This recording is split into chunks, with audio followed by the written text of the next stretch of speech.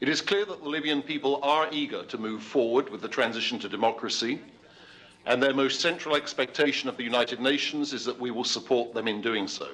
We will now begin its consideration of... While UNSMIL had encouraged the NTC Electoral Committee to ensure that the right to vote should be as inclusive as possible, the law excludes members of armed forces from voting. There is also a need for measures to ensure the participation of internally displaced people in the electoral process. It is particularly welcome that the law includes a formula, albeit a modest one, to ensure participation of women in the National Congress, as UNSMIL had urged. Item 2 of the agenda. Of utmost importance to the successful conduct of elections nationwide is, of course, a positive evolution of the security situation.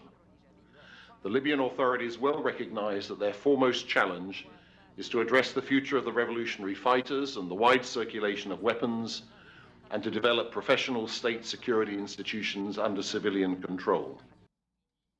Members of the Council. The new government faces tremendous challenges and a heavy legacy from the former regime as it tries to tackle illegal migration and smuggling, effective border control, proliferation of weapons, and the need to reverse policies of long-standing discrimination among minority communities and foster national reconciliation among tribes. Before them.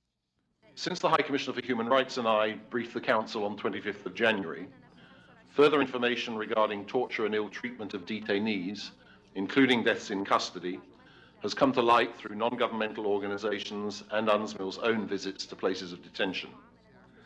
I and my colleagues have discussed immediate measures to prevent further incidents of torture and mistreatment in several meetings with the Prime Minister, the Minister of Justice, and other ministers and senior officials. Document S/2012. The deteriorating security situation in Syria has led to an influx of refugees entering Libya via the Egyptian border. At the Saloum border crossing, UNHCR has provided stranded Syrians with more than 4,000 meals, while IOM has been supporting with medical treatment and some non-food items.